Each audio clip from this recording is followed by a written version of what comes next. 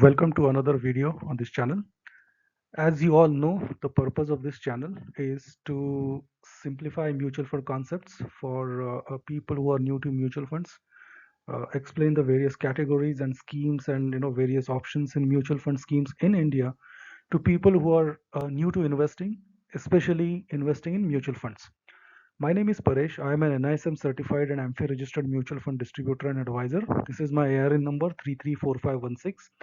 On the right hand side, you will see a QR code which you can scan using the camera of your smartphone and download the Funds Bazaar app, register yourself on the app, and then start investing in mutual fund schemes.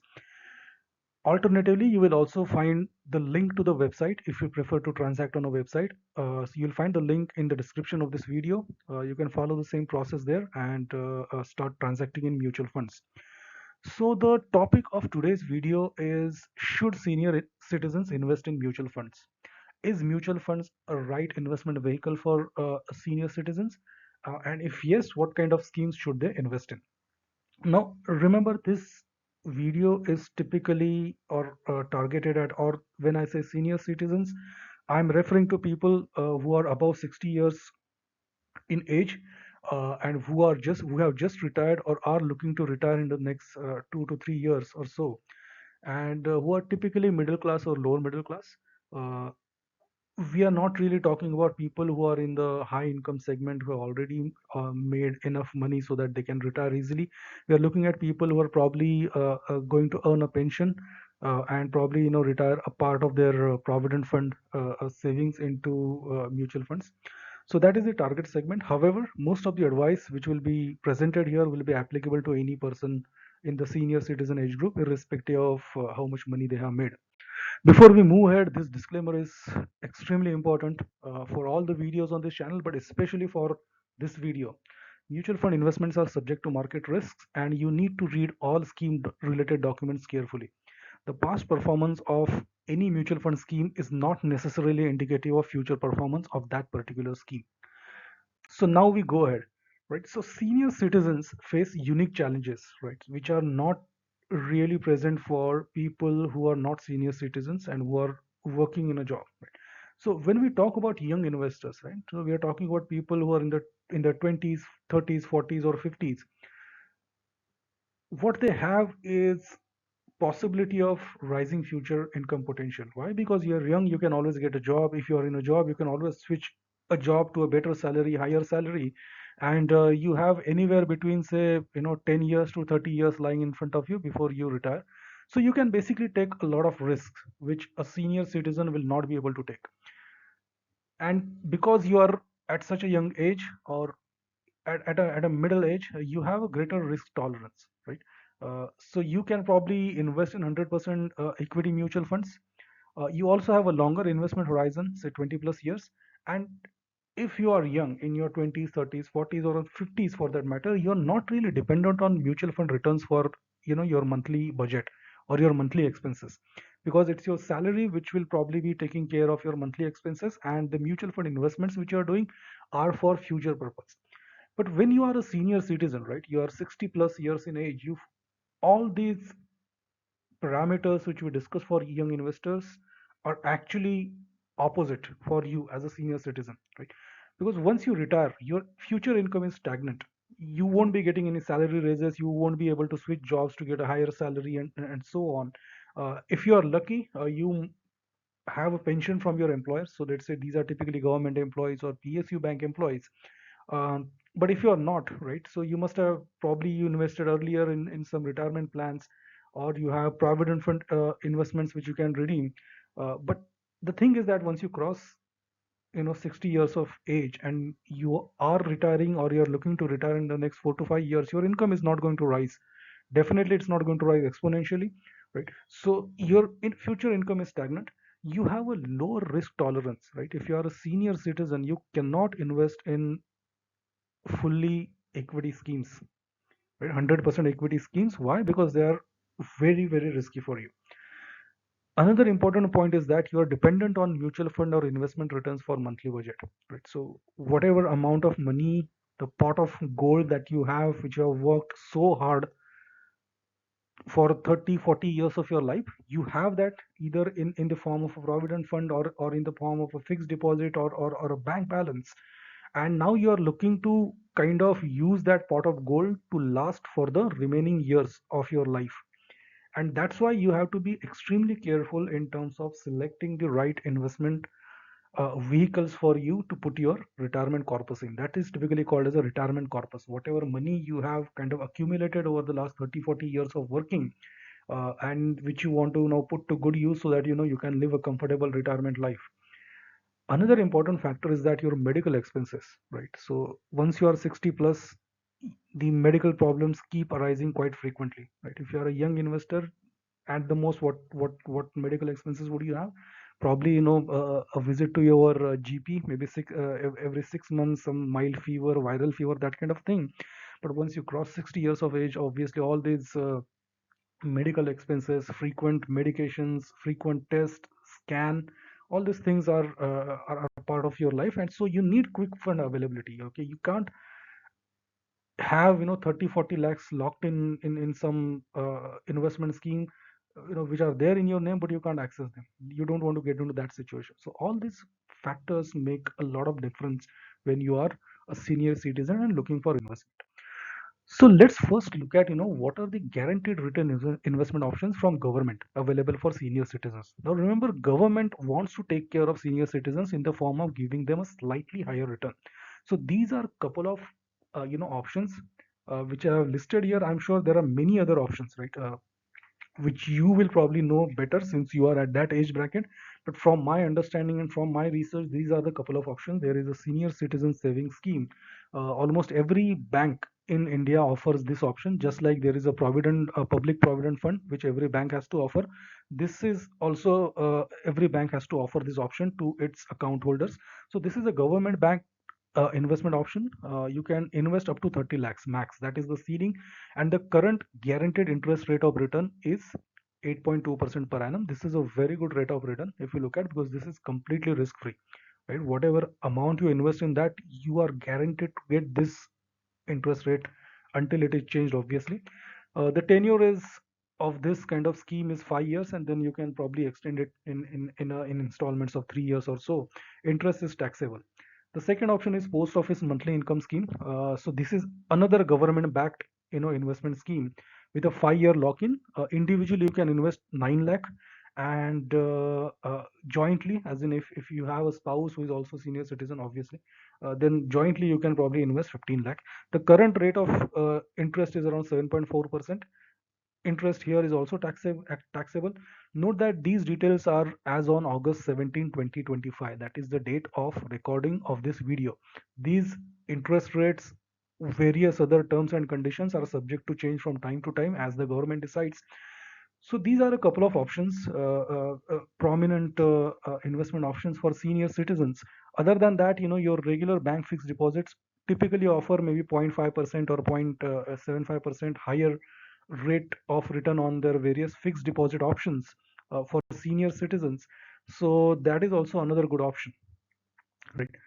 But remember this, these are all fixed interest schemes, and the interest rate, although it might seem very good to you, 8.2%, 7.5%, but there is something called as a inflation, and inflation is often referred to as the hidden tax, because you don't really feel it, but the prices or your monthly expenses are always going up. So let us look at this illustrative example. Let's say we are in year 2025, that is the row highlighted in yellow, and you have around 50 lakh of investment corpus, right? And you invest all of that into a fixed interest bearing instrument, either the couple of government schemes which I mentioned, or any bank's senior citizen fixed deposit scheme. And let us assume that the rate of interest of that particular scheme is 7.5%. Now remember that one scheme had 8.4%, the other scheme had 7.4%, but these rates of returns nobody can predict. Okay, they can go higher, they can go lower. Most of the times, the fixed interest rates have actually been steadily decreasing in India. If you look at the public provident fund rate, when I started investing, it was around, I think, 8.5%. Over, I think, 15 years, it has steadily reduced to 7.5, 7.1% now. So from 8.5% to 7.1%. So similarly, all other government backed schemes, their interest rates nobody can predict, but the trend is decreasing, right? So if you invested 50 lakh rupees of your retirement corpus in a fixed interest rate scheme bearing interest of 7.5%, your approximately monthly interest income becomes around 31,250. And let us say your current monthly expenses are 25,000. So currently, yes, you are meeting your monthly expenses, and the monthly interest income is greater than your monthly expense, right? But let us assume that, let us assume the scenario after 10 years. So you have a total retirement corpus of 50 lakh and you invested all of that in a fixed interest rate investment vehicle, right? So now let us say over 10 years, most probably the interest rate will come down, but let us assume that the interest rate remains same for 10 years. It is highly unlikely, but we are assume the same thing, right? So we are looking at a 7.5% interest rate per annum in year 2035. So your approximately monthly interest income remains the same, 31,250, right? But your look at your monthly expenses at a rate of return of 5%. Okay, so this is the highlighted column that I'm looking at. If we assume a 5% inflation rate, which is a reasonable assumption in India. Okay, the current rate is slightly lower. Last 3 months or so, the inflation rate has been around 2%. But if you look at the trend over the last 10 years or so, 4-5% inflation is quite normal, right? So at a rate of inflation of 5%, your monthly expenses of 25,000 rupees today have will be equivalent to 40,000 722 rupees in 2035. But look at your monthly interest income, it has remained the same, right? So are your investment returns enough to meet monthly expenses? No. So if you invest the entire 50 lakh corpus in a fixed rate of interest investment scheme, which we saw on the previous slide, in 10 years the monthly expenses or the monthly interest income that you get will not be enough to cover your monthly expenses. Similarly, if we assume a slightly higher rate of return, 7%, which is quite possible, uh, look at the last row, right? So 25,000 rupees of monthly expenses today will become almost 50,000. Okay, 10 years from now, if you assume a rate of inflation of 7%, but your monthly interest income has remained the same. Why? Because you have invested in a fixed income or a fixed interest kind of a investment opportunity, right? So this is the gist of it. The fixed interest rate investment options provide security of capital, but they usually do not protect against inflation. So the 50 lakh you invested, if you invested in a government scheme, they are there, right? They are quite safe. It's probably as safe as any investment option that is available there. But remember, the rate of interest or the interest income that you get from these kind of investments will not be enough to cover your monthly expenses 10 year down the line. If we kind of project it into 20-25 years down the line, this will come nowhere close to covering your monthly expenses, right? So your standard of living, if you want to maintain the standard of living, you need to invest in something which gives you rate of return which is higher than the inflation rate of return, or if not higher, at least linked to the rate of inflation in an economy.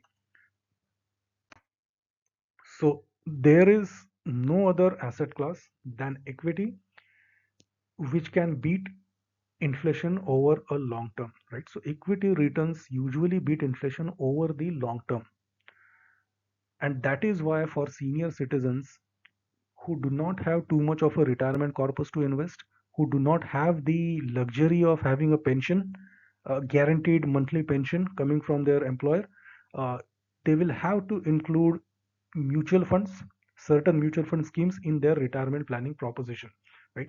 But remember, mutual funds can be considered by senior citizens after investing in government backed fixed interest schemes. You should not invest all your retirement corpus in mutual funds, right? Why? Because you also need guarantee or a safety of your capital, some part of your capital. So you have to do investments in those schemes, government backed schemes which I talked about, and then some part of your corpus you can probably put into mutual fund schemes.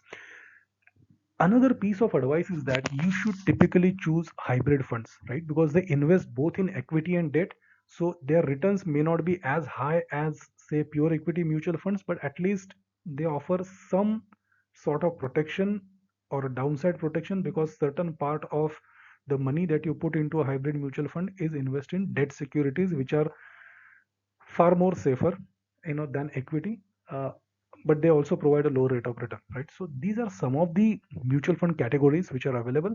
There's aggressive hybrid, balanced hybrid, conservative hybrid, equity savings, dynamic asset allocation.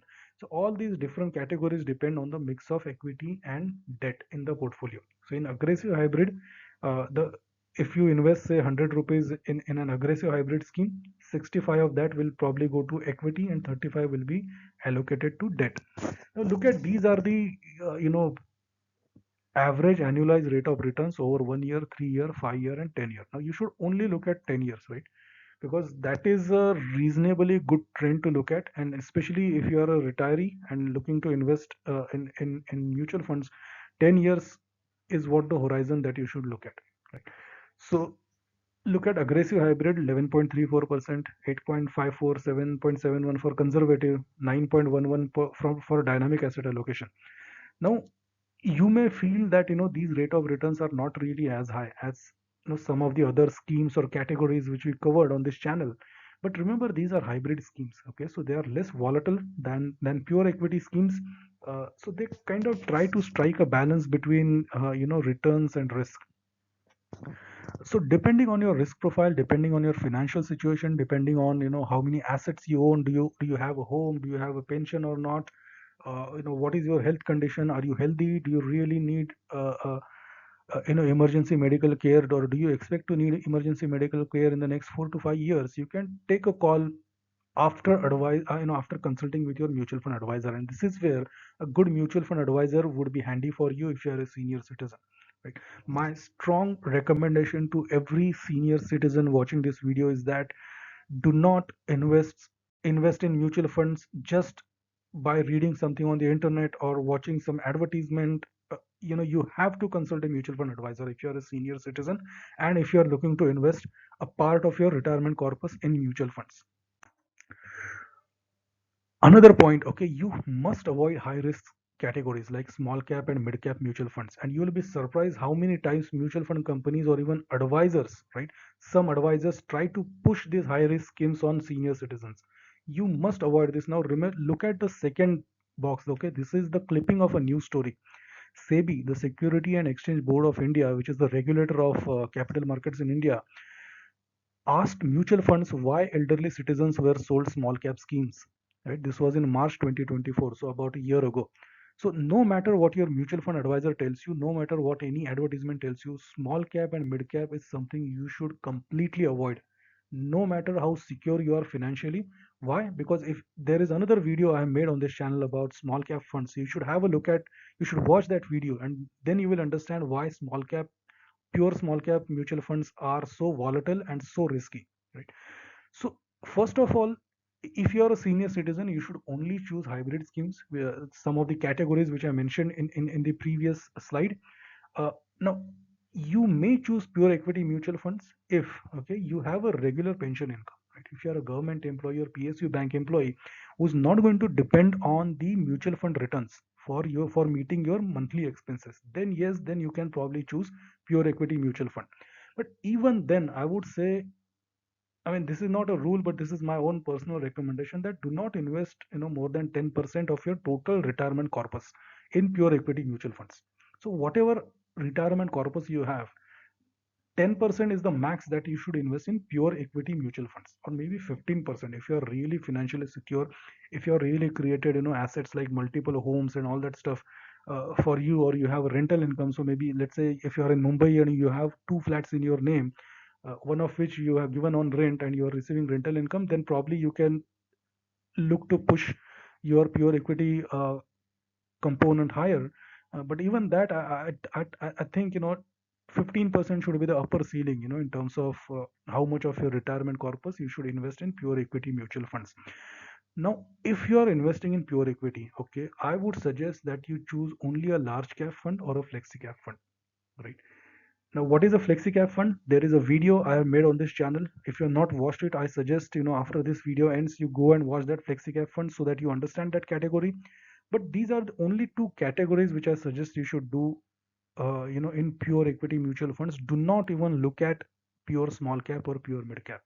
they are not advisable. If you are 60 plus, it is not at all advisable to put any money into these categories. And this is not my personal opinion. Look at the news clipping below. SEBI, the regulator itself, has asked for clarification on mutual fund companies, why they or their mutual fund advisors sold these schemes to elderly citizens, because these are very risky and highly volatile schemes. So this is a typical example which I have taken. Let's say you are a 60-year-old retiree and you have 30 lakhs of retirement money, or retirement corpus, as we have been talking about, to invest. And notice that this is only for illustration purpose, right? So this is just an example. This is a hypothetical example, right? You should not blindly copy this allocation. This is, as per my understanding, this is a typical advice, or a very very general advice that I would give to a 60-year-old retiree who has 30 lakhs of money to invest. So my suggestion is that you should split whatever amount you have in a 70-30 proportion. 70% of it should go to these government schemes where your capital is protected, or the principal is protected, and you get a fixed rate of interest. And the remaining 30% you can invest in mutual funds. Over there also, I would suggest only hybrid, or if you are really financially secure, you can put certain part of that into a large cap or a flexi cap mutual fund, right? So let us say you have 30 lakh amount to invest, out of which 70%, so around 20 to 22 lakh rupees you put in government schemes, right? So at 7.5% rate of interest, you will get a monthly interest income of around 13,000 rupees, right? The remaining 8 to 10 lakh which is going into mutual funds, uh, depending on which category of mutual funds, over a long period you would probably get an annualized return of anywhere between 9 to 12%.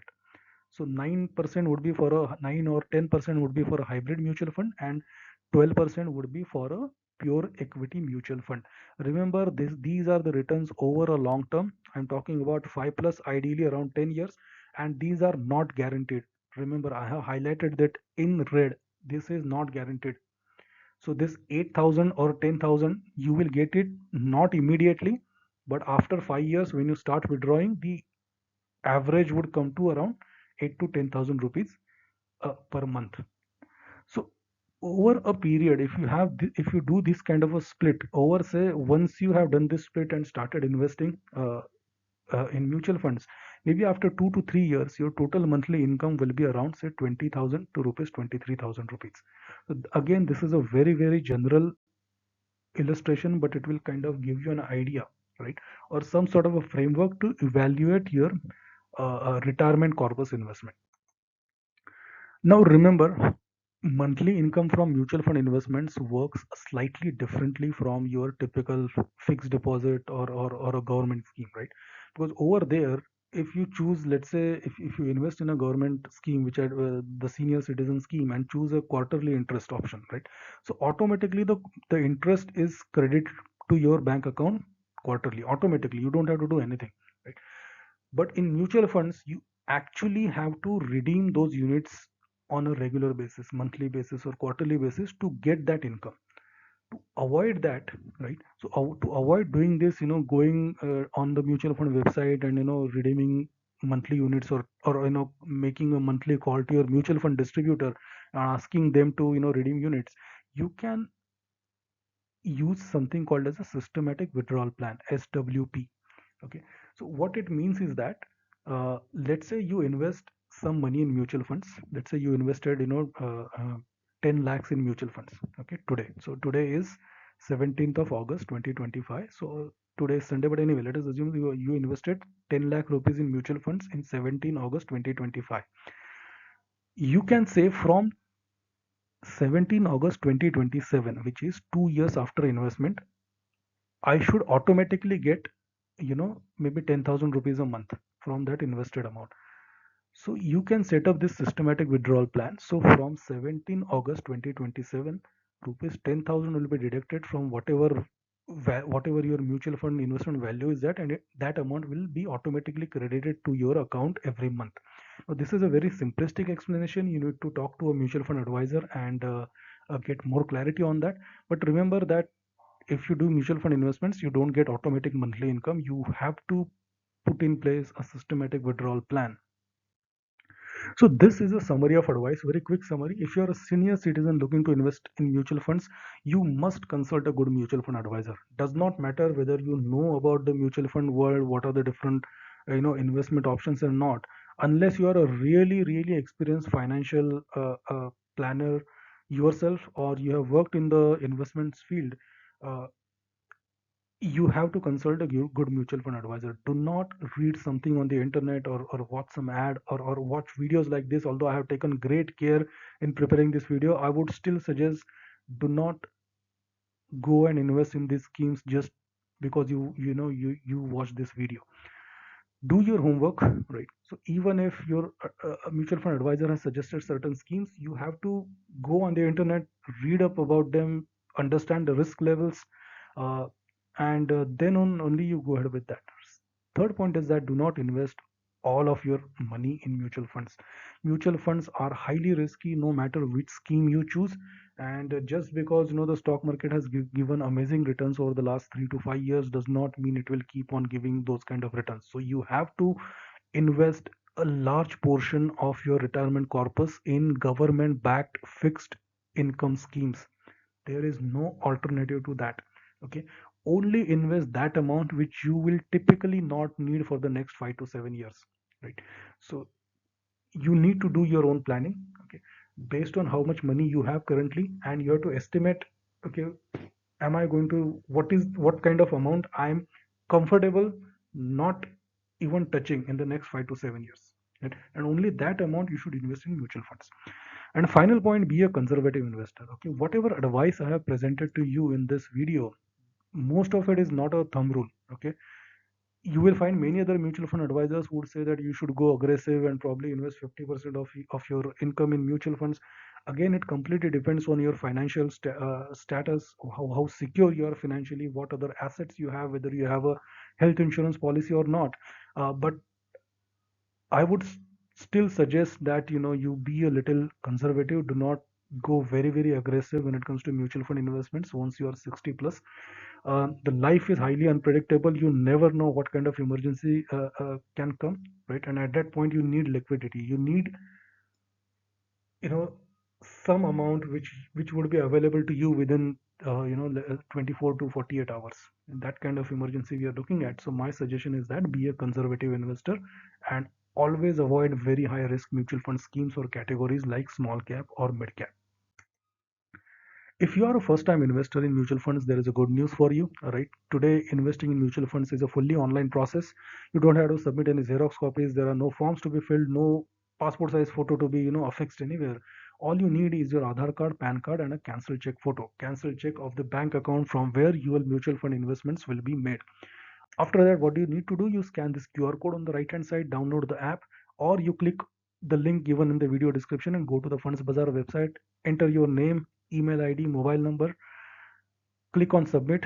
You will get two OTPs, one on your email, one on your mobile number. You enter those and you verify your mobile number and email. Once you have done that, there is a very small KYC process wherein you have to put your Aadhaar card, PAN card, and cancel check photo upload. Once that KYC process is done, you are free to invest in any mutual fund schemes. So on this Funds Bazaar app or website, you will find almost every mutual fund scheme that is out there in the market.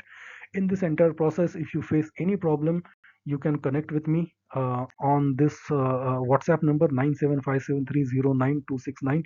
I am a NISM certified and AMFI registered mutual fund advisor and distributor. I will help you in terms of getting your KYC done, identifying the right set of schemes for you depending on your retirement corpus and other financial status. I hope this video was useful and informative to you in terms of deciding whether you should invest in mutual funds post your retirement or not. I look forward to your comments and queries. uh, Happy investing, and thank you for watching this video.